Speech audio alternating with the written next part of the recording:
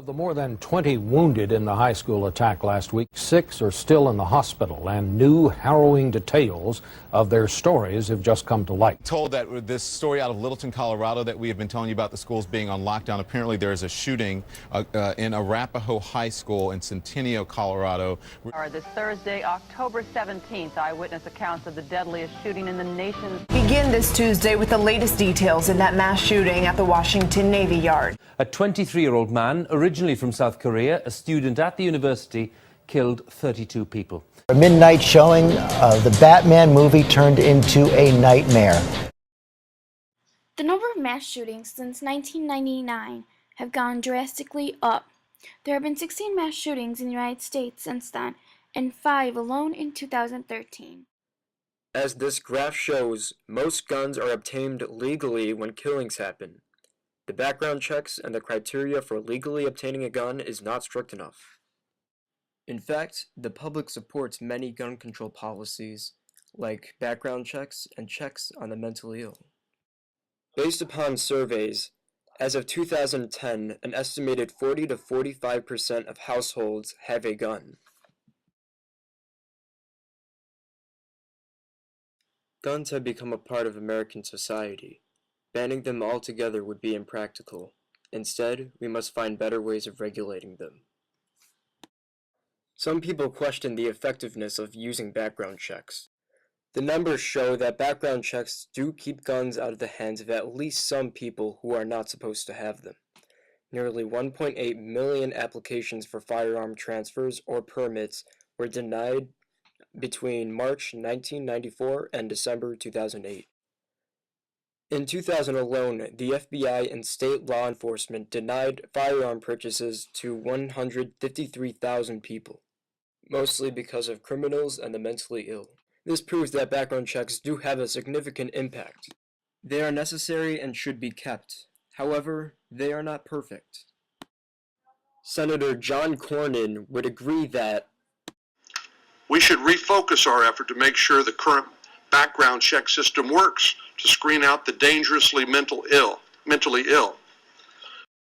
Our proposal to Congress is to include background checks on the household members of individuals purchasing a gun. Here's how we'd go about doing this and why we should. In an article from Marketplace, David Gura describes the relatively simple process of obtaining a gun. I'd need to fill out a 4473. That's a 6-page form from the Bureau of Alcohol, Tobacco, Firearms, and Explosives. Name, address, social security number is optional, and there's a half a page of yes or no questions. Are you a felon? Are you an unlawful user of or addicted to marijuana?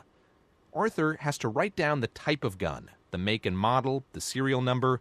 Then he calls the FBI's Criminal Justice Information Services Division in Clarksburg, West Virginia, and he gives them only the most basic information: name, address. They give me a yay or a nay, and out the door you go. It's quick and easy, and we take credit cards. Let's take a look at that application David Gura was referring to. Here is the first page of it.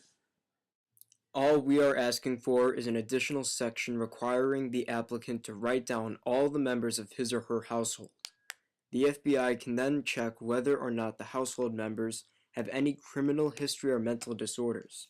If a member does have the possibility of taking the gun and using it for harm, then the potential gun owner should be denied the purchase of the gun, whether it be a handgun or assault rifle. This would help us address the problem that gun incidents usually occur from household members using the gun for harm and not the gun owner. For instance, at the Sandy Hook Elementary School incident, Adam Lanza used a Glock 20 pistol to finish himself off as cops were closing in. That gun, like all the others Lanza had armed with himself that day, were legally purchased by Nancy Lanza, his mother, and his first victim. These maps show how killers did their shootings and how they obtained their weapons. In this particular one, the weapons were stolen from the grandfather. In this particular shooting, the killer purchased variously from friend and father, and then stole the weapons from the father. In this shooting, the killer obtained the gun as a gift from his mother. Representative Marcy Kaptur realizes the importance of restricting gun and ammunition access to those who have serious behavioral disorders. Additional focus on mental illness and gun access is imperative.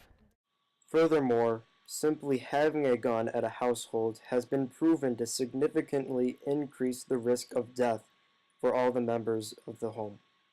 Having a gun at home can lead to gun-related accidents, but more importantly, suicide.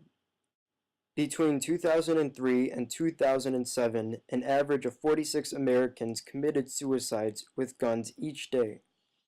Not only can household background checks prevent homicides, like the Colorado theater shooting or the Sandy Hook incident, but they can also prevent suicides.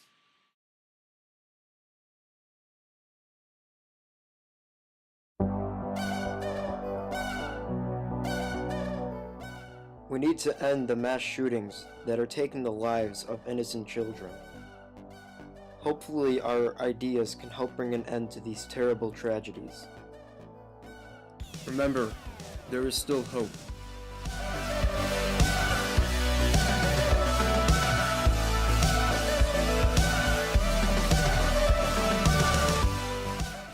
Thanks for watching. This has been A Message to Congress.